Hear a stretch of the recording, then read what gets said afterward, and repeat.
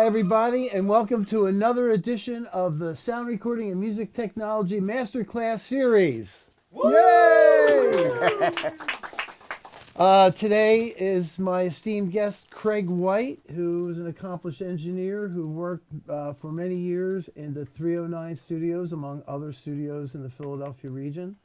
Vast resume. We will get into that.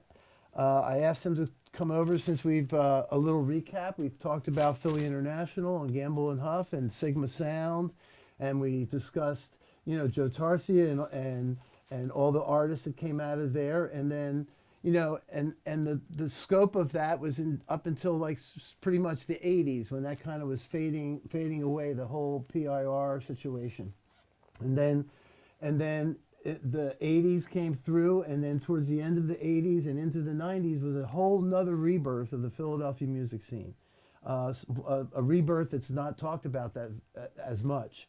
So Craig I asked Craig to come here and kind of fill us in on some of the happenings that happened after the Philly International movement, especially at the 309 studios. If you remember, I talked about the Philadelphia International Records building. Once it was Cameo Parkway in the beginning, we talked about that, and then it kind of went dormant for a while, and then Kenny Gamble, ultimately Leon Huff, ultimately bought the building, and then started Philly International Records. Now they started working at Sigma once they first started with Joe Tarsia, and that's kind of how Joe got Sigma going, by working with Kenny and Leon to create this sound and to create this vibe. But then, of course, they got very busy, and things started really blowing up. And I guess Joe then put Sigma like 2 or something in 309. We were at Sigma 4. Sigma 4, right? Because it was New York as well. Yeah, well, New York I think came later, but Okay. when we were there, because you guys had on 12th Street there were at least 2 or 3 rooms, and we Right. Okay, and we I see ended you up mean being the Studio building. 4. But that was the second outside building. Yes. It's the first Yeah. one he did outside Exactly. of the Because he Sigma. operated it for Gamble and Huff. I think they had something contractual where Joe was actually the operator of the studio, even though it was in Gamble and Huff's building. Right. So had a nice little nameplate on their Sigma Sound Studios, which is smart from a marketing perspective for Right. Joe, because on the album, liner notes, It'd still be still recorded. Sigma Sound, Right. even though it was at 309. A lot of stuff after 72 began to be at 309. So let's talk about that. That's kind of where I wanted to start. What was the atmosphere like at 309, and when did you start working there? I didn't get there until 1993, the end Okay. of 93 going into 94. I came down to renovate the studio, and I stayed until we had a fire in 2010, which is not funny, but that's kind of when that ended. Right. So I got there end of 93. I run into Mr. Gamble, and he kind of said, I'm having some trouble with the room. My board is dying. I got to do something. He was getting a lot of recommendations. Everybody wanted one of these. Right. And of course, he wasn't going to do that. Spring for that. Nah. But I ended up finding an Otari Concept 1, which kind of was the poor man's SSL. Had gates and compression on every channel. It was all VCA controlled. And it was nice. Right. So we ended up getting that, and we put that in, and then a bunch of new outboard gear. Let's have a picture of that. Would you mind, Nate, pulling up those photos there real quick, so we can show everybody the room? And this is the upstairs of 309. You want to tell us a little bit about these pictures? Yep, the one on the left is obviously the control room. That's the Concept 1 console that we put in. Had all full automation, gates compression, the whole deal. Unfortunately didn't have recall, but it had you could recall your snapshots and different things like that. So that was cool. This is a room that when Gamble and Huff bought the building that you mentioned, Cameo Parkway, when he bought the building, there were actually 2 studios there. This one is the one that Joe and Gamble liked the best. So the other one got blown out and turned into office space, and then this one survived as a studio. And this is the top floor of the building? This is the top floor, yep. Notice all the shag rug I was telling you guys That's about? it, man. That was legitimate That's shag it. rug. Like, you can't buy rugs like that anymore. And And you can tell the smoking was still allowed in the studios during that Yeah, time. well, once I got there, I stopped all of that. Right, but prior to that. But prior to that, and there was so much staining, we couldn't get rid of it. We had Chem Dry come in and try to get it And they out, couldn't and they get couldn't it. get it out. So we just said, the hell with it. Yeah. We actually did do some new carpeting in the live room and a couple of the strips along this wall in the live room we did. And this up here was new. But everything else, everything that's shaggy Was the original. Was the original Shaggy, Shaggy Rug. Yeah, man. Perfect. And listen, I mean, that's funny, but what a great soundproofing, cheap way of soundproofing a room. Because think about Shag Rug. It's like this thick. It's filled with, fabric. It's like has all kinds of airspace in it. So it's like a perfect place that all echoes die in Shag Rugs, that's for sure. That's why this room worked when it really shouldn't have. Right. If you look at the room, because in front of this console there might have been another 4 feet and then the glass looking into the live room. But when you look at this room, it's weird. It has a kind of a, even for then it was a live end, dead end kind of early concept where the ceiling sloped up. You'll see it in some other views.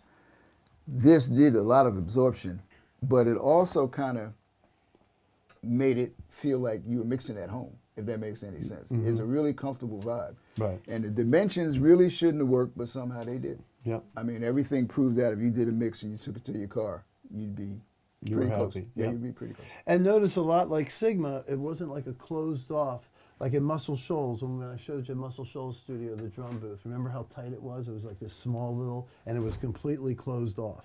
Whereas this is more of an open concept where you see the room that's open and more like, just, it's isolated, but with like what we talked about, gobos. And remember like the Phil Spector Wall of Sound where they moved the gobos back and just used the reverbs and more. This was still tight sounding even though it was open. So that was a little different. And again, that was Joe's thing. Joe was very much about leakage. Right. He loved leakage. Right. Me, not so much. Right. But Joe loved leakage. And because he loved capturing the sound. He liked to catch the room. Yeah. So when he built this room, this thing in the back here is actually the drum booth. Right. This is the little piano alcove. Everything else is wide open. What you can't see in this view, unfortunately, you just see a corner of it. There were little things we call chimneys. They were sort of an enclosure as if you had a gobo standing, and it was kind of this deal, and the amp would be in here, and you'd sit out here, and it was shagged, so you had that absorption. There were 4 of those along the wall. So guitar amp, bass, 2 guitars, a bass amp, and then another one in case you had something extra. That was how they cut. They would have, everybody would sit in the room. Huff would be on the piano, drummer, whoever it was, would be there. They used to set up, where we have the conga set up, is actually where Frank Washington, the percussionist, was. And Mr. Gamble would sit literally in the middle of the room and kind of direct. Just direct. He would tell the guys, and they weren't real rigid in the beginning with stuff. Now, Tommy Bell would chart out everything. Right. And you dare not deviate. Right. But Gamble and Huff were a little looser. They give you a chord chart. Huff would actually get the band going. And as Gamble would hear something he liked, he would tell the guitarist, remember that lick. Right. Or put that here, or let's put that in. And it would come together. It's more organic the way it came together. And that's sort of like what we talked about with Aretha Franklin, Rick Hall, and Fame. Remember when Aretha Franklin was signed finally by Atlantic from Columbia, when they were making records for her with Columbia, everything was written, orchestrated, all this lush arrangement, and she wasn't selling anything. She goes to Muscle Shoals, they start doing sessions like that. Hey, try this. Hey, try that. Nothing's written. Everything's just like feel and trying things and all that. Right. And that's kind of the same approach. What would happen, they would get the rhythm section with that method. Then the arranger would come in, and then it would, strings were charted, horns were charted, any overdubs, harp, whatever they would do. Because most of those people were either Philly orchestra or Philly Pops people. Right. But they Gamble and Huff like to tell the story. Say, yeah, but we got them straightened out. They stopped being as rigid reading the chart. Right. They learned how to swing with the notation. So it ended up giving that sound of Philadelphia. That's how it happened. And also the fact that they've made some sort of deal with the union as well, right? Yes. So that they could do overdubs and not pay for double time or however that worked out. They were doing so many standard sessions. I think that everybody was making enough money where they weren't sweating. Like stop with the double charge, because they were paying into the health and welfare thing and all of that. Right. So, and I don't know the exact how it happened, but you're right. I think that's pretty much. They went to the union and said, "Look, we're giving you a lot of work. You're killing us here, so let's work this out." See, and that's what also helped and contributed to the Philly sound, because no other studios in other towns, Detroit and all that, didn't have that arrangement. So they would do one track and that'd be it, or one pass or whatever, because they didn't want to pay for the double pass. Just because you're doubling something, that's to them another song. You know, so you're paying for a whole nother song. So having that extra, you were able to get better double tracking and, you know, create more lush arrangements because you had the advantage of doing it twice, Right. adding Exactly. on. Yeah. You know, so 'Cause- the cellos and now the violas on the second pass. Now it's really big instead of one pass and trying to make it all happen with the same amount of people. Well, we probably have, even after I came, I kind of just continued to follow the model for tracking. Sure. And you'd have, And so, tell us a little bit about yeah, that. we do 6 violins, 2 or 3 violas, sometimes 2 celli, sometimes 1. Full horn section, you know, 2, 3 trumpets, couple saxes, bone, bari, you know, the whole deal. And it would be, and we double. So you'd have a pretty big sound after that. Absolutely. And they would just go straight up. I mean, string players would all play. Now, before I got there, in the old days, what they used to do is cut everybody at once. Joe had horns lined up too wide and going back in the hallway outside of the room. Right. And then the string players and whoever were in this live room. And that was the beauty of Sigma's A room, where he had actually 2 isolation rooms, where he could put the horns in one isolation room, one Right. strings in another, and they'd still see each other, which was those double big, which is where I got this concept from. This was exactly, not exactly, but the same kind of idea. These sound locked doors that swing tight, and then that isolates, but yet still allows people to see through it. Right. So you have sound isolation, but you still have visuals. Because visuals are very important in a studio setup, like being able to have eye contact with people while you're tracking. It is, because it's all about the vibe. If you don't have that physical and visual thing, you're in a vacuum. Right. And everybody has to, especially with this type of stuff, everybody's got to flow. Right. Even if there's a conductor, he's getting the Q mix, he's getting, you know, whatever, and you got to be able to have that thing. Now you say like you came in around the early 90s. What was the atmosphere musically like in the city at that time? It was still good. I mean, we still had a lot going on. Neo Soul began to come. Gamble and Huff, it was interesting. They kept going. I always say not as aggressively as they should have, but they kept going. They had hits through the 90s. We had some stuff that we did. You know, they did pretty well. And they were so into continuing to create that we just kept going. I mean, even though they didn't have a lot of big chart success, we had stuff that we released. Phyllis Hyman's album did well. We had, you know, this LaBelle Reunion album did well. I mean, the things that we did okay. So the atmosphere in town, though, was big. Because when I got here, you know Helen Bruner and Terry Jones well. Yep. They got me into the Grammy situation. And there was a lot happening from the Grammy chapter doing a lot of things. Sigma was still, 12th Street was still going full tilt. We were going full tilt. Studio 4 was still here. Right. You know, there was a lot going on. Yeah, Craig was also a president of the Philadelphia Grammy chapter. In fact, he's the one who talked me into running to the Grammy chapter. I had to threaten him. I said, David, you're the only one. You have to come after me. You got to do it. Yeah, it was fun. It was an interesting time with the Grammy chapter in Philly. That's for sure. So it was happening. Now let's talk about the musicians. Like some of the, you know, Lamb Chop and Bunny and all that. Like let's give me a little insight on some of the who floated from place to place. Well, you know. And the camps. Yeah, exactly. Back in the day, it was Baker Harrison Young, Earl Young drummer, Norman Harris on guitar, and Ronnie Baker on bass. They were the wrecking crew of Philadelphia. Right. You know, they played on everybody's stuff, whether it was 12th Street or 309. And then you had Lamb Chop, you had Bunny Sigler, writer, producer, musician, crazy man. He did more stuff than people give him credit for. Yeah. We need to do a thing on Bunny. Alone. Because Bunny is... I mean, I wrote 25 songs with the guy at least. At least. Like He was a prolific as anything. powerhouse. Yeah, so talking about Bunny Sigler, let's talk a little bit about him. Crazy guy. We both had a lot of personal reactions, you know, intertwined with him in various different ways, from producing, recording, writing. And there were several characters like that, but he was certainly one of them. Bunny was an interesting guy. He was kind of like the everything man. Yep. He was an excellent writer, great producer, outstanding vocalist, but to the point where he could really outsing a lot of people who were a lot more well-known and a lot more popular. But because he was so valuable to Gamble and Huff as a writer, producer, whatever. He did solo things, but it never really, right. You know what I mean? Right. Because they said, no, we're not letting you go. You gotta stay here. Right. But he was. Things happened like that. They did, yeah, absolutely. And one thing about Bunny that is not widely known, when the Jacksons first left Motown, Ron Alexenberg, who was a president of Epic at the time, Ron had signing ability. He signed the Jacksons to Epic. First place they came was Philly International.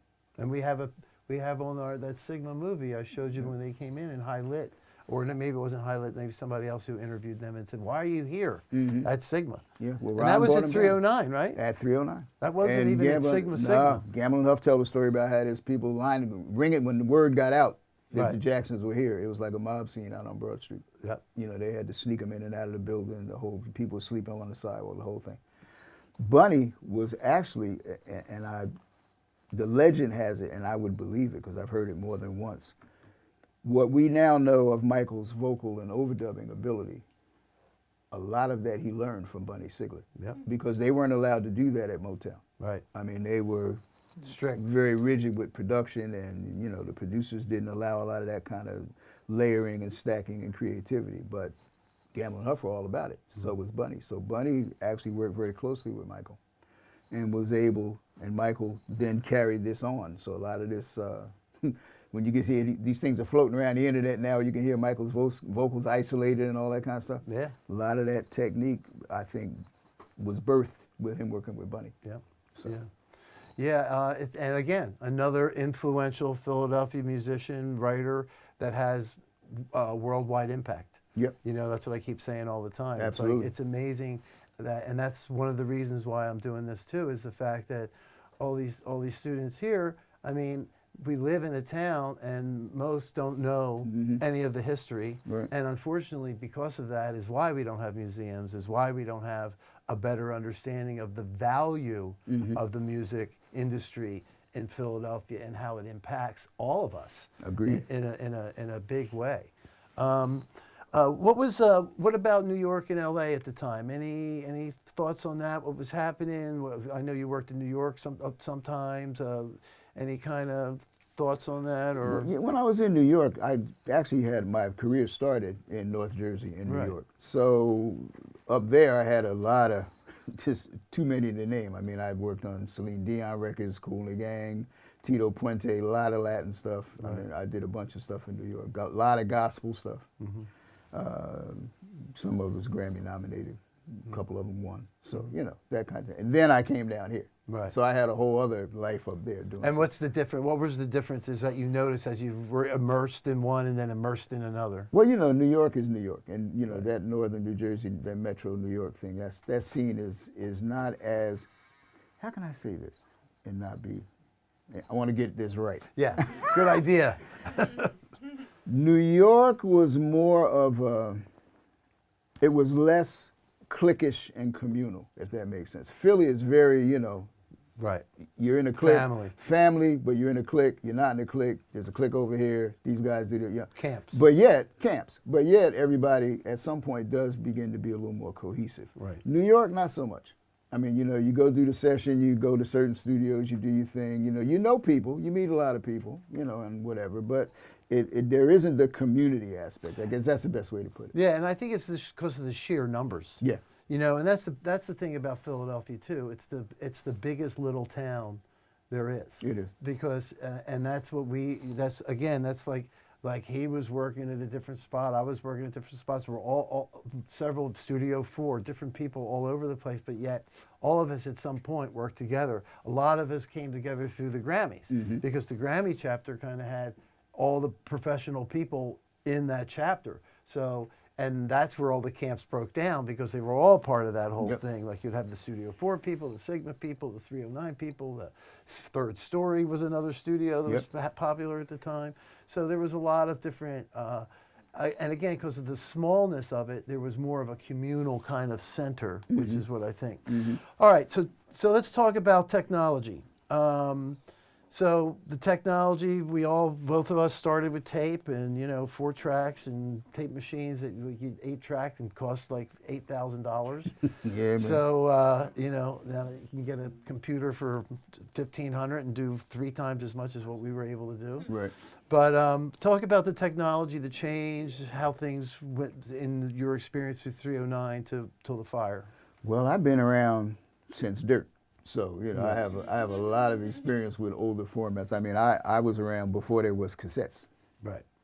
Well, we both started as a wee child. We both started before MIDI was even invented. Oh, we didn't even know about MIDI. When MIDI came, we were like, "You mean I can do that?" Yeah. Yeah. No, that was like a doll. That was like having Ableton for the first time or something. Yeah, absolutely. You know what I mean? So we went from CV gates. 2-track machines where you could maybe have a little what they call a sound-on-sound circuit, and you could overdub on the 2-track and that vibe. Then we went to 4-track, and we went to 8-track, then 16-track, and then 24. And then 24 begat 48, syncing up 2 24-track decks. So, I mean, I've been through the whole thing. Now, tape, I hated it. When it was all we had, I could not stand tape, still can't. Right. Because I did not hear coming back off that reel what I was putting into it. Like if I'm listening to line out on this console and I'm got stuff where I want it.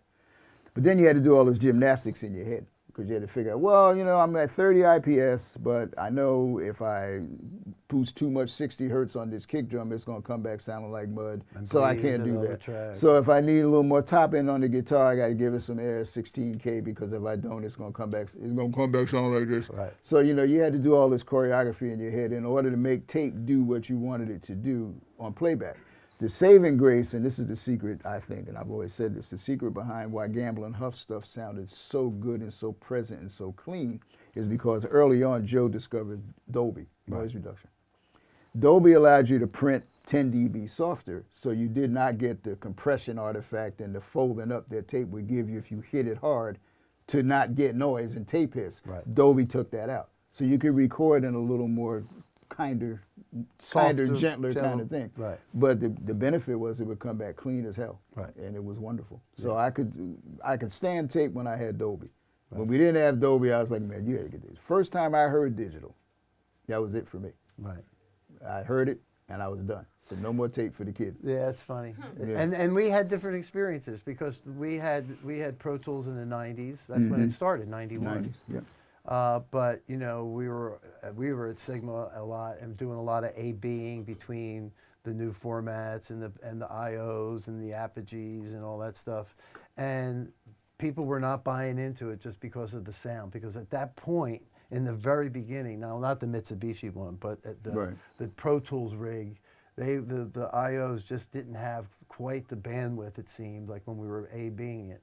And then ultimately, once the IOs got really happening, that's when really people started changing over. Well, it was that, but my experience with it was, as analog trained guys, we had to kind of unlearn what we learned. We had to change our technique. Correct. What I was just talking about, where I didn't add 60 hertz or 50 hertz on the kick because it was tape. I needed to do that with digital. Right. I needed to not add 16K because that gave it the harshness. We don't want to be boosting 3.3. Right. All of that stuff we would do for tape. Right.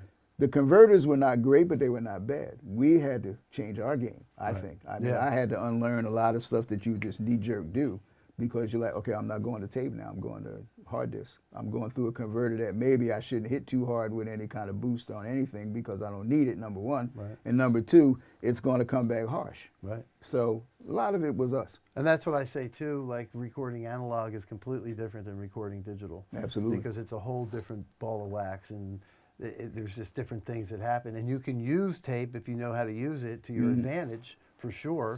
But, you just kind of know how to kind of work that. And that there's people that still use it. I mean, you can't talk me into doing it. No, I know.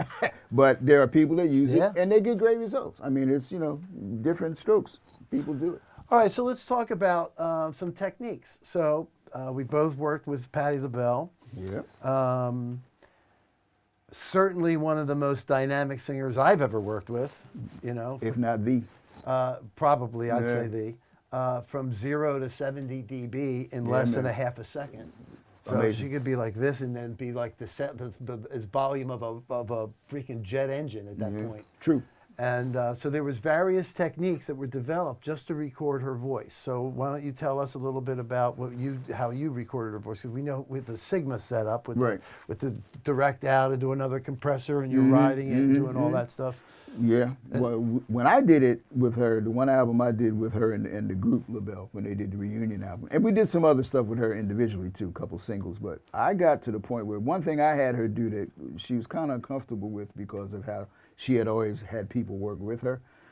I don't like this business with the mic being way out here. Yeah, get too much of the room. You got to get, and this would scare her to death. Right. She said, "Sugar, you sure you want me?" Yes, Patty, right here. Because I wanted the proximity effect, number one, because her voice is just so right.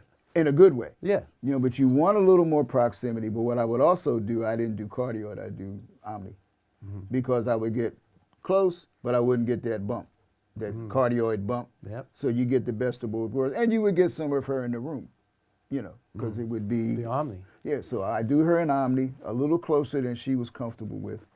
And I didn't mess around much with should we do limiter first and then compressor? Should we do 8-to-1 and then? I just kind of did a little 3-to-1 thing, and I might have had a 1176 or something behind that just to catch a peak. But I'm not a big one for compression on tracking anyway. Right. I don't care who it is. I mean, I'll use it because you're stupid if you don't. Right. But you got to have some with taste. Yeah, you got to do it with taste, because otherwise, if you cut and you squash, you're stuck. You can't unsquash. Can't unsquash. Although I suspect with AI, we'll get there, but we're not there yet. Not there yet. You want to show a couple more pictures? Yeah. Nate, you want to help him with that? Let me pull this back down. Show you with some before and after. Yeah, bring that back down. Yeah. This is an after. Okay, so this is after the fire. Tell them about the fire. Yeah. We had a fire in 2010. Shortly after that session, probably.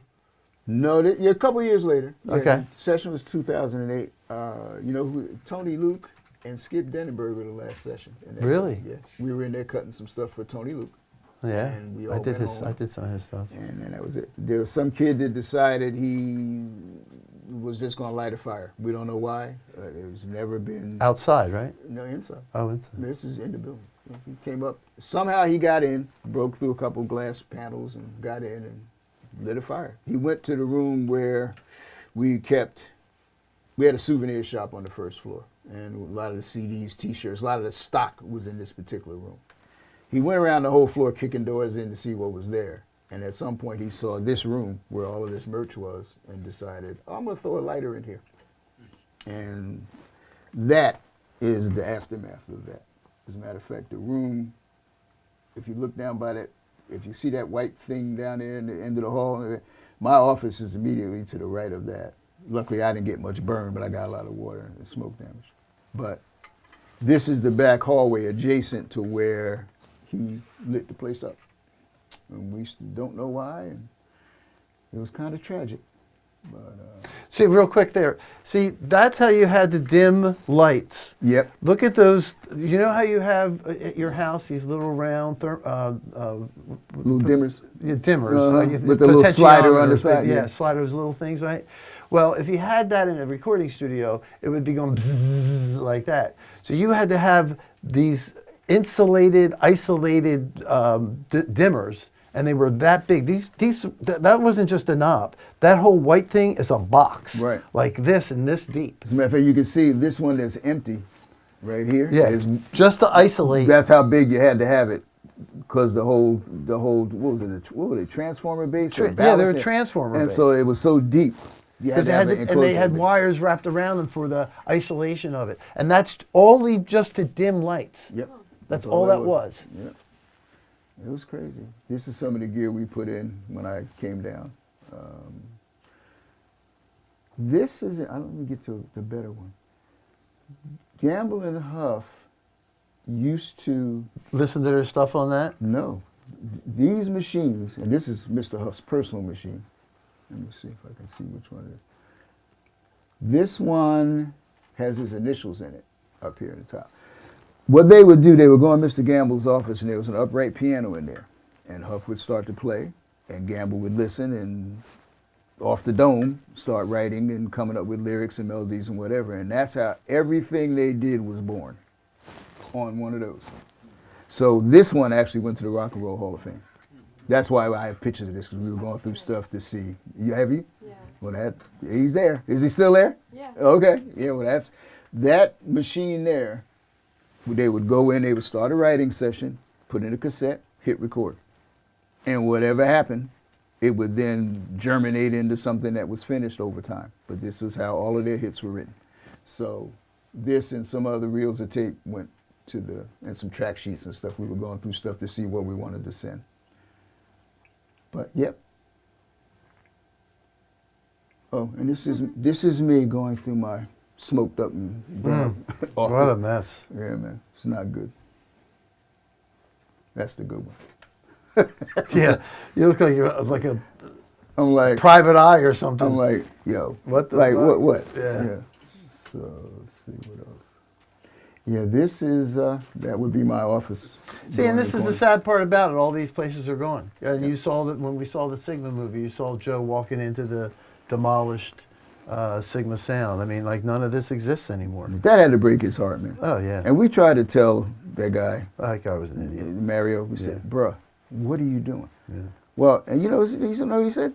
He said, well, you know, some people when they do well, they get a boat. Well, this is my boat. Yeah, exactly. Right. He said, this is my boat. Meaning, I bought this studio, I'm going to do what I want to do. And I don't care. And about I the don't care. history or And I don't know and I don't care. So I'm going to rip out walls and try to make it a surround room, which it should have never been. And then then I'm going to rip out and make it a rehearsal space. And then I'm going to make it a venue and everything. Like, bruh, what are you doing? Yeah. But anyway. Never happened. Yeah. So this Ran was right to this the was ground. the room that he actually lit up. But then the mistake he made was he couldn't get off the floor because he blocked his path. When he lit the fire, the only place for him to go was out windows down to this end of the hall. So the firemen took him out. And of course he was immediately arrested. He blocked his own path for getting out. Well, it wasn't that bright to begin with, obviously. No, well, he was, yeah, now this is when we were doing the reunion thing. That's Gamble and Huff and LaBelle. You know those kids. Yeah, Helen and Terry. They used to come in and do stuff with us all the time. Yeah, this is the box with Huff's initials in it. And that was his very famous quote. We should all live by this quote. That's a good one. Especially in this day and age. Too often those with the fewest facts have the fastest answers. Yep. File that away. That's a good one to file. That's it.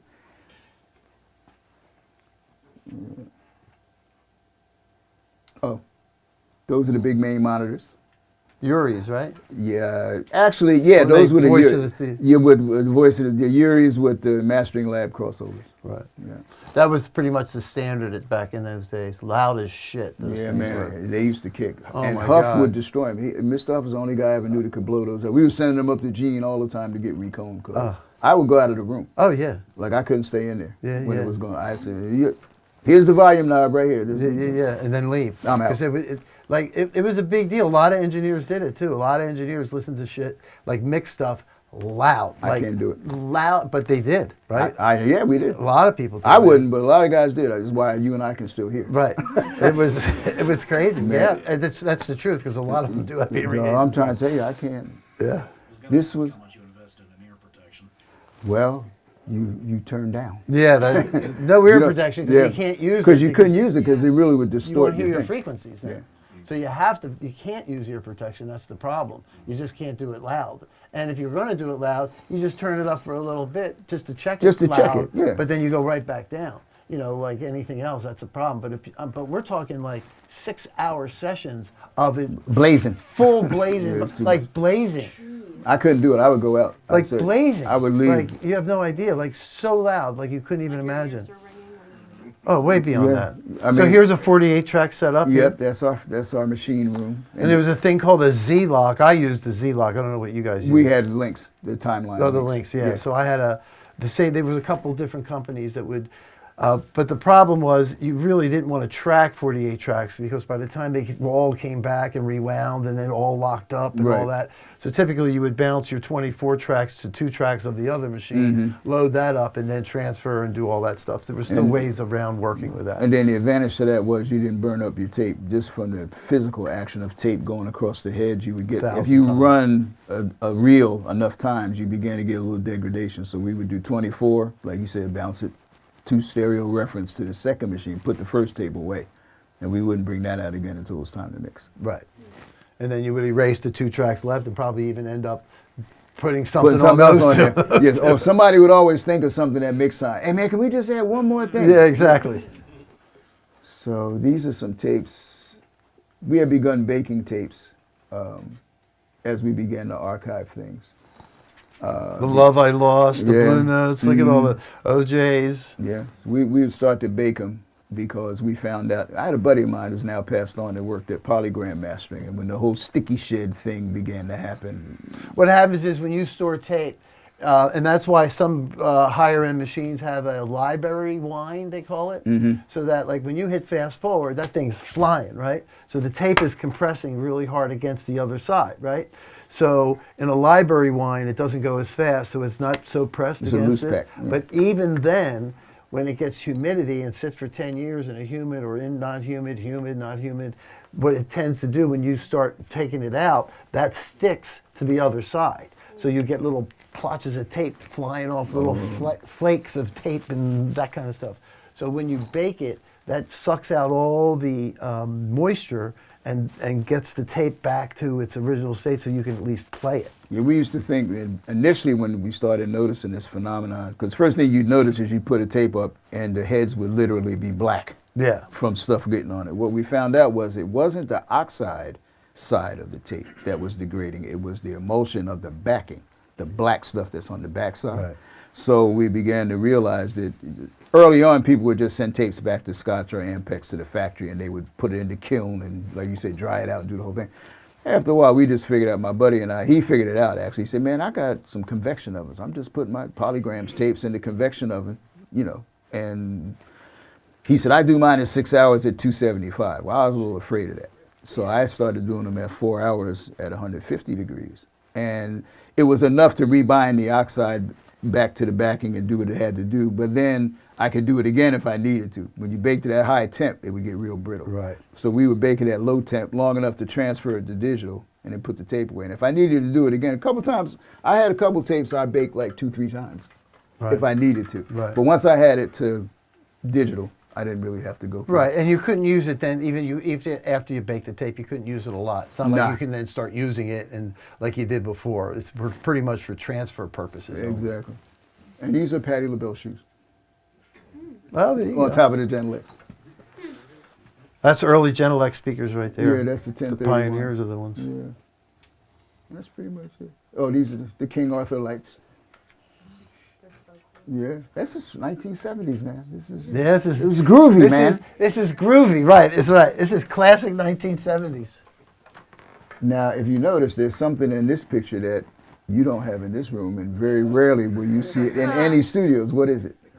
Exactly. You never put a clock in your control room. Never. But we did then because you wanted to keep track of how many hours you were clocking, especially if you had union musicians in the room. You Right. needed to know. Right. If you going in, we're going overtime now. But Sigma in Studio A, they had a big digital clock. I always used to put tape. I usually put paper over top and tape it so no one could see the time, because in there, like you could easily be 3 in the morning and not even realize that it's 3 in the morning, and you didn't want to know that it's 3 in the morning because you'd say, "Man, I'm really tired." But if you don't know it's 3 in the morning, you know. Yeah, see, this is a typical track sheet that would go in the tape box. I'm sure you guys have seen these. Now you see that you got your hooks in me. That was Bunny. Yep. Yeah. Yep. And Dolby, of course. And some of these you would see, it's not on, okay, this is from Gamble Records. So that was pre-Philly International, these track sheets. This was so old that we don't even know. 72. So yeah. So let's talk about, just wrapping it all up, let's talk about a little bit about how how all this kind of morphed into another rebirth into the neo soul sound, because you were involved in that and saw all that happen. Black Lily, you know, how kind of the old guard set up the new guard, so to speak. It was just about like that. Actually, the whole rap thing kind of started all of that because, you know, early rap was just all needle drop samples, taking people's records and you know, whatever. That then led to a whole resurgence in people wanting to play live. Because, you know, we went through the sequencer area. Right. You know, that whole era when everything was sequenced and mechanical. Remember 80s pops, 80s all pop, that, all all that sequenced. sequence and Tears for Fears and Right, all that. all those bands, you know. So we Lynn drums, all that stuff that we talked about. And we got to a point where people started saying, man, you know, we want to go back to something a little more organic. So and Philly International was still going. Right. So we were still cutting stuff like that, you know, and putting out stuff when we could. We didn't have a big distribution deal by that time, but, you know, did some things. The neo soul thing was really just an outgrowth of cats who wanted to just be able to play. Yep. And interestingly enough, a lot of the musicians in that era, and still to this day, were all guys that played heavily in church. Yep. Church is one of the few places where if you had chops, you had a gig every Sunday.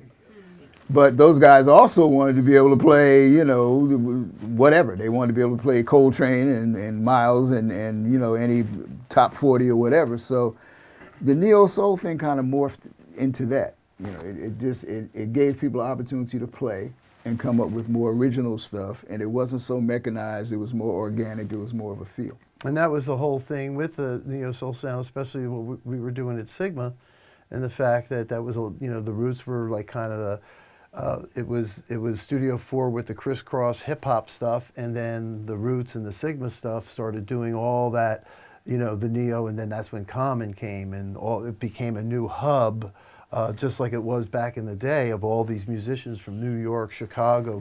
Common was from Chicago. Like all these different started coming through this hub of the Sigma sound in our room, making this all happen. So it was, and that was a live band playing hip hop, which was what was the unique sound of that whole thing. And then some of the cats actually started. They were, you know, everybody would constantly be in and out of Philly International one way. James Poyser, who is now a major cat, you know, he was right there with us. Had a room there for a year or so. He and his partner, and then you had and Carvin probably. Carvin and Ivan came through. You had cats like Spanky and the drummer and all those guys. If we needed somebody for sessions. And they would float around from studio to studio, like I worked at Studio 4. Like, I mean, even engineers would float around, like depending on who, what, busy, whatever. You know, you would be able to do. But there were like your camps for sure. But then but it wasn't like. It wasn't a segregated camp. It was like a camp that was open. Like other people would go, you know, because a lot of times I worked with a lot of Studio 4, like Chuck Treese and all those guys. They all, and Cam, they all came from Studio 4. But they all ended up at Sigma for a lot of times too, and then back and forth. So it was definitely a scene in the '90s, especially with Black Lily, which was a club on in Chestnut on Market Street. And every Tuesday night was a jam session, and all these people would jam and play, and that's kind of really how a lot of other things started happening, Jill Scott and Music Soul Child and all those different acts started happening. And the thing about that was it was still, like you say, it was a lot of different camps, but it was still community. I mean, you had everybody was at some point would coalesce and do some stuff. So it wasn't even adversarial. It was like, hey, it was one of those things more than it was one of, this is my kind of thing, which was very unique about the time. Plus, the city at the time, being run by Ed Randell, was a really cool time. It was. In Philadelphia. He was the mayor, and there was a lot of venues. There was a lot of musical. He was a big music champion. So, like, there was Super Sunday started happening. The pre-concert prior to Welcome America. There was a thing called Super Sunday that he was part of on the Parkway and all that stuff. So you know, that's when the Kimball Center and all that stuff really got built. You know, the Kimball Center stands on what was Kenny Gamble owned that lot. Oh, really? It was our parking lot. When I first got there, I used to park there every day. Oh, really? Walk across the street. Yeah, I don't remember that. Yeah, man. Then he, you know, they. Yeah, and he still owns a lot on Christian Street, right? I believe Broad so. and Christian or something. All right, well, listen, Craig, this is very informative. Let's have some questions. Anybody have any questions they want to bring up or anything? Anybody have any questions for Craig? Me? Yeah. Yeah. Wait, here's the You got a mic, you got a mic. Is it EQ for my voice? Right. Yeah, it is. EQ for everyone's voice. Don't worry. off That's everyone. perfect. How did you separate yourself from other people in your field and remain successful once you begin to find Man, that's a success? great question. Part of it is when you put enough work in and you work with enough people, you sort of become known for whatever it is that you do. Consistency is the big deal. As David can tell you, we all keep working because people said, yeah, that guy, he can do that, let's get him. You separate yourself by just being as good at your craft as you can be. And then you also have to be, this gig is part technical, part psychologist, part psychiatrist, part, Mother Teresa. Mother Teresa being benevolent. It's, you develop a skill set where you just learn how to interact with people. And it's really your people skills that really make you. That's how you separate yourself in this business, really. You can be as adept as anybody, technically, but if you're not a people person and you can't relate and you can't vibe with your clients or with whatever, you don't stick, you don't catch on. Now there's some guys that can talk a good game and couldn't engineer their way out of a paper bag, but they get a lot of work because of their people skills. So, and then, guys like me and Dave, we just crazy, so we just keep working, and we still working because we both still nuts. So that's how we do it. And also too, I think to add on to that, being willing to adapt to the climate, to the technical climate too. Like, in other words, you can't get stuck in your ways. Right. You have to, like, oh, I'm not going digital. I'm not going to use that. I only use this. Like, that's sometimes, that could be the kiss of death sometimes, because you have to kind of move and morph, because the business is moving and morphing. And you kind of want to move with that. You don't want to be stagnant and stuck on one way. And of course, your work ethic, you want to be stuck on a good work ethic. But as far as navigating yourself through the business, you kind of got to be open-minded and kind of see where it's going, so that you're like clear with all that. But the caveat to that is too, you have to know what you're good at, and you have to know what you enjoy doing. Because again, going back to that people skills thing, if I'm just doing a session, I'm just sitting here doing this, and I'm not enjoying the music or the people or whatever, I might make a couple of dollars, but it's not fulfilling. What you really got to learn is where you're good at. Don't get stuck in your ways, but know your limitations and maximize what you're really good at. Right. Like, I don't do a lot of rap because I make it too clean. I mean, my brain does not allow me to listen to a lot of distortion, a lot of crunch, a lot of oversaturation, where it's very difficult for me to do that. So I don't do a lot of rap unless it's hip hop artists that really want fidelity. Then they'll come and find me because they're, well, man, you used to do all that stuff back in the 70s, 80s, I want that. Okay, well, that's my client. But if you looking to do some old grungy, bass drum sound like a cardboard box or whatever, I'm probably not your guy. So you got to know what you're good at to maximize that. So. Some more questions? I got a question. So you talked about embracing the change from analog to digital.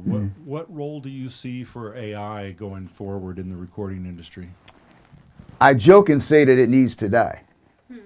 That's my joke. But the reality of it is the genie's out of the bottle now, so there's nothing we can do about it. But what I do like about AI, and we've all used some forms of AI tools for many years.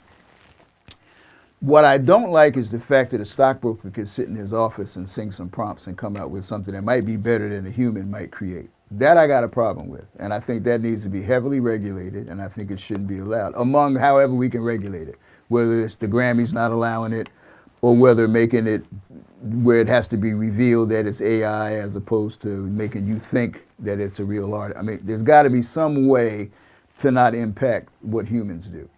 But I love some of the tools. I mean, these stem separators and some of this stuff they got going on now, I'm all about that, because Save people a lot of money from paying us to make stems. But as a tool, this gig is you always want to use every tool at your disposal, whether it's a plug-in, whether it's a piece of outboard, whatever it is. You want to get the maximum out of whatever project it is you're working on. So if I can get a stem separator to separate something that makes me be able to get a better mix or whatever, I'm good. I love it. What I don't love is the replacement of humans, and what I also don't love is the greed that's behind it. That my problem with AI and the use of it is there's people out here who are really greedy and who want to make a lot of money on creators' backs, and I don't like that aspect. And I don't know how we control it or police it, but I think we got to figure out a way. It's an issue. You got to do it.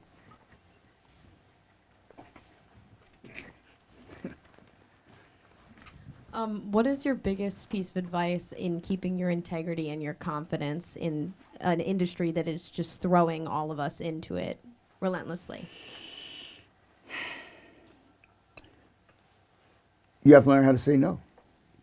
I mean, no is a complete sentence, as they say, and it's a big word. And you have to, first of all, be grounded enough in your own, whatever it is, your self-worth and your whole thing. You have to know who you are. And then you basically have to just say, no, I'm not doing that. I won't, you want me to do it, I ain't doing that. And you may lose a couple dollars. When you leave the room, people might kick you back in and talk about you like a dog. But you have to have enough of your own self-worth to not let that bother you. You really just have to learn how to say no sometimes. Did I answer that? Yes. Okay, because you can go, that's a wide question. Yeah. But yeah, I mean, you have to know what you're not going to do, Thank you. Yeah. Mia? Hold on. Yeah, she was somebody in the back there. Hello. Hey. You touched on integrity, and like my question, because you said sampling was a very big, prominent in that time. What's your opinion on sampling, especially when the person sampling isn't necessarily the best artist or educated artist, and they're making a huge living off of sampling? Well, Welcome to the business. that greed thing I touched on, yeah.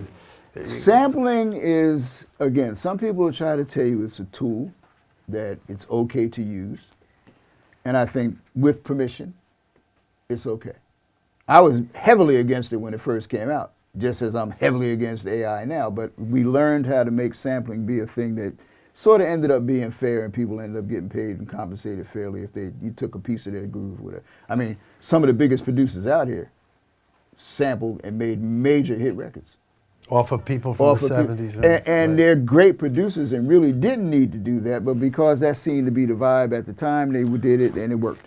And sometimes I don't mind reimagining things, to a degree. So if sampling can help you do that properly governed, I use that word a lot, properly governed, because I think there has to be limits on everything. You just can't go buck wild and do whatever you want. Nobody can. Trump does, but nobody else can. That's a whole nother conversation. Yeah, we're not going to go there. Yeah. But so That's another master class. yeah, oh man, listen, we don't even have the words for that. No. I think the integrity aspect of it is, if you're going to sample, you have to credit people who you're sampling. You have to do it in a way that you're very transparent in how you do it. And frankly, you should really just learn how to not do that. There should be a way that you can create without having to do that. The less talented among us, and this is going to sound real elitist and real, get off my lawn, and I don't mean it to. But the less talented of us should not do this. You should really stay in your lane. Do what you're good at. If you want to make music, you shouldn't be some guy sitting in an office singing prompts into, Suno. You just shouldn't. That shouldn't. If you want to do it for your own enjoyment and whatever, that's fine. But the moment you start then going into the marketplace with that, that's the problem. So same thing with sampling. If you're going to sample, if it helps you create something that might be useful when it's all said and done, great. But you got to be transparent with it, and I think you have to do it. You have to have a certain amount of integrity in order to not overdo it. You just can't just do stuff. The one good thing about sampling is that it got a lot of musicians that didn't get the proper monies when their original track was like Bunny, for example. Oh, absolutely, yeah. Like Bunny was kind of tied up in contracts, wasn't making a lot of money. Like I remember when Bunny was really kind of down, like he wasn't. And then all of a sudden, Nelly started sampling his stuff. Yep. Neo started sampling his stuff, And it worked. Boom. Yep. And that was enough alone to convince me that helped, because otherwise Bunny would not have would have definitely been But see, suffering. there's that word, properly governed. Yeah. He was able to get his publishing and his And that's- writers as he should have because the people looked out and made sure that he was fairly compensated. Right. That's my problem with streaming. That's something else that needs to die. If I was an artist, I would not allow my stuff to be streamed. I just wouldn't. I don't care. It makes no sense to me why you're making Spotify $10 gazillion and you're getting 2/100ths of a cent per play. Not hardly that even too. It's like 4 zeros. Is that what it went down? And so now, the big thing last week or the week before was their new use agreement basically says that they can now take whatever you put up and you stream, it becomes something that they can use to train their AI company, which they started, using your material, and by having it on their platform, you grant them the license to do that. Correct. That is insane. So you're literally giving your music away, at that point. You were already giving it away because you weren't making any money off the stream. To begin with, the little right. peanuts you were making off streaming, fine. So that's something else that needs to die. And to her credit, I can't claim to be a total Swiftie, but I like Yeah. Taylor Swift. And to her credit, there have been several albums that she did not allow it to be streamed for the first 6 weeks, whatever it was, Right. because she wanted the sales and she wanted people. If you value my music, you're gonna pay for it. You're just not gonna pay $9 a month and play it 1,000,000 times a day. And after a point, she would allow it to be streamed. Are there groups like UMG, for example? They own a majority, like say you record under UMG and they own the rights to that. Can they go to another artist they sign, have them sample your song, and pretty much since they own it, it really doesn't matter? You know, No, that's different. Yeah, that's a different thing. You can cover anybody's stuff with a compulsory license. You can do that. But in terms of master use, that's a different. Like taking your actual recording. Yeah, and that's a using it, different that's conversation. That's a different thing. Yeah. But if you get permission, you can. Do whatever. If you do the deal, you can. I mean, there's a lot of records out here. Most of the hip hop artists that are big now, that started back in the late '90s, early 2000s, all of them made money because that's what they did. They would go, and then some people had to pull stuff off the air because they didn't get permission to Right. use the sample. Any other questions? Go ahead, Tucker. So, throughout your career, did you have to teeter a fine line between being overbearing but still being in people's faces? And if so, how did you do that? Man, that's another good question. They're filled with them. That's another good. That's why I bring you, so I don't have to answer all of them all the time. With the artist, never. With the business people, yes. I've had to go sit in people's offices until they cut my check. And I sat there with this face on like, somebody's going to have a problem if I don't get a check. Yeah. And I wouldn't say anything, and I wasn't boisterous, wasn't tearing up furniture, but I walked in the office and said, so-and-so said, I need to check. Yeah. Well, I have to, you go check and see what you got to check, but I'll sit here until my check comes.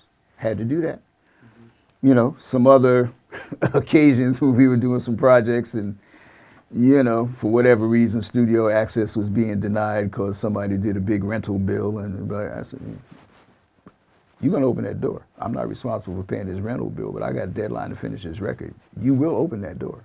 Otherwise, you'll be down on 34th Street. And so, you know, and I wasn't totally joking, but I was. I'm not homicidal by any means. But you have to kind of let people know that there's a limit to what you're going to tolerate. Right. You know, and that's that integrity thing again. You know, you have to have enough integrity without being a total a-hole. You have to let people know, I'm cool, we can talk, but you're not going to go but so far. And how you do that depends on your personality. Everybody can't, you know, I would not advise anyone to do stuff the way I do it because I have that kind of personality that, you know, I can get away with it. Your demeanor may not be that. But you have to be firm in business. You just do. You just do. And you have to, you know, let people know, I'm just a poor struggling engineer, but I will sue you. You know, somebody will take it pro bono and I'll see you in court. You know, so you got to just be, there's got to be a limit. You know, just has to be. Okay, anything else? Go ahead.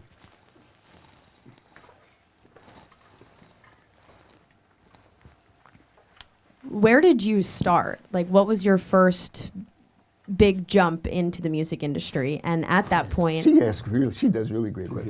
thank you. And at that point, do you have a like first hill that you had to climb up that you remember turning back and thinking, well, is this even worth it for me? I actually did not start doing this. I actually started as a musician. Which most engineers, believe it or not, typically start as musicians. I was a trumpet player, had a cover band that we played all up and down the East Coast and went up to Canada and did that whole thing. Did that for years until I got tired of the traveling, and that did. But concurrent to that, I was also the guy that always handled the sound equipment for the band. And we always had a tape recorder in rehearsal. We recorded all the shows, and I always tell a story. I was playing trumpet literally with this hand, and the mixer was here. And I'm on the mixer and, whatever.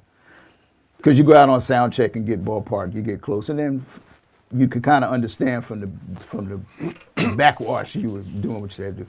So I did that until I got tired of the band thing. Concurrently, we had been recording. So we always recorded, so I always had a lot of hands-on. I'm one of those read the manual guys, I don't know how you do anything without reading the book. Some people like to just start touching stuff. I'm not that guy. So between studying on my own, and back then there were no recording schools. I mean, this did not exist back when I started. Anywhere. Anywhere. Nowhere in the country. There might have been one later on. Remember that place? New York. New York, and the place out in the recording workshop out in Ohio? Yeah. Chillicothe. Right, Chillicothe. Yeah. Right, exactly. So that, I kind of had a natural progression, but there was a point where, because I had been doing so much 8-track work, some guys and I, my ex-bandmates, we had a studio.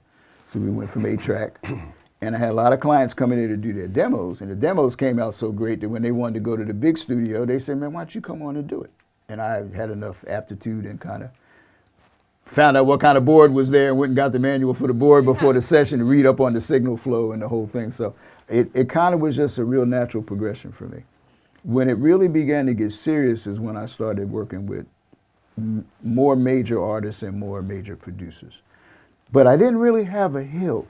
Like, I never assisted. I mean, most people start off, you're a grunt, you do the assisting thing, you do it. I never did that. I kind of was lucky enough to have that progression where I could just not do that. I didn't start assisting until I started being chief engineer at studios.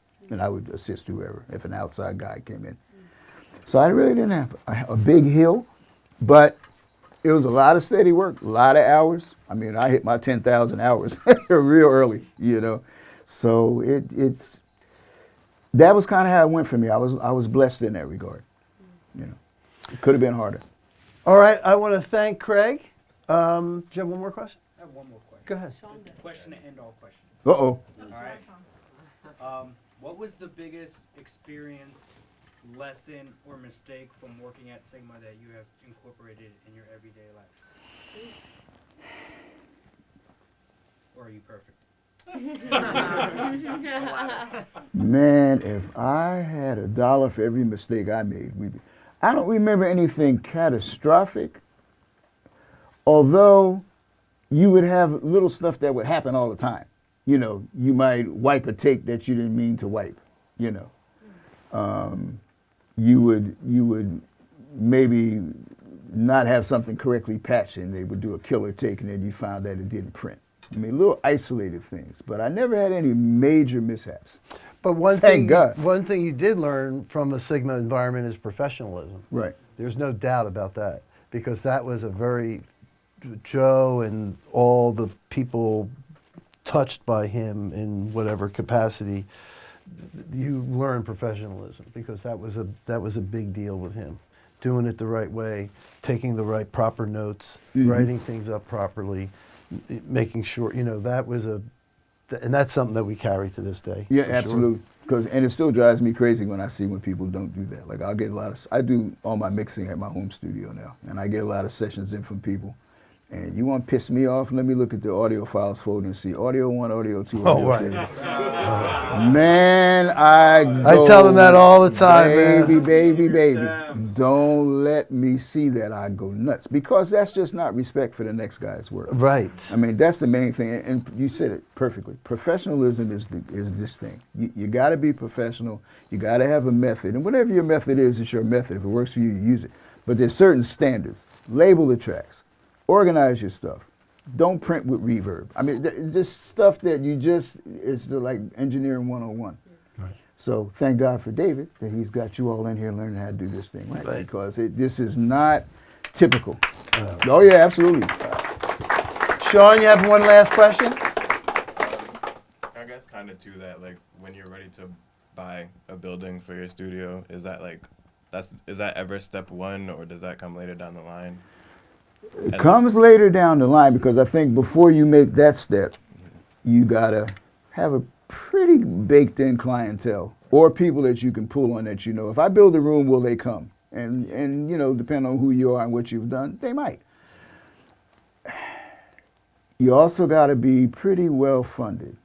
You know, you gotta, it's always, and again, David can tell you, it's always gonna cost you 20 to 30% more than you think it will. To build, even if you're building a room in a one little hovel, you know, you're always going to spend more than you think you do.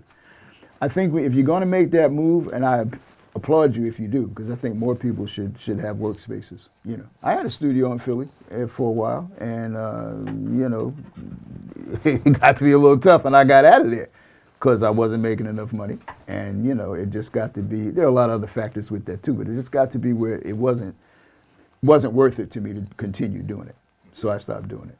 So now I'm working at home. Overhead's a lot less. My electric bill is through the roof, but that's another, you know, that's another thing. So I think you really got to sort of know that A, I got clientele. B, you have to understand business enough. You have to make sure your business is straight, your insurance is right, your corporate stuff is together, whether it's LLC, however you do it. You got to do all those things. And then I think if you want to take the plunge, I would applaud you if you could afford it and do it. Nothing like having your own space. Nothing like it. I want to thank Craig White, everybody, for being here for a master class. Thank you, my friend. You're the man. Appreciate you. Oh man, I enjoyed it. We go back a long time. Oh, It's yeah. great. Yeah, And man. I really appreciate it. So there you go, everybody. It's the end of our master class, and I hope you enjoyed it. Thank you. All right, guys. Thank you, man. Hey, this was great.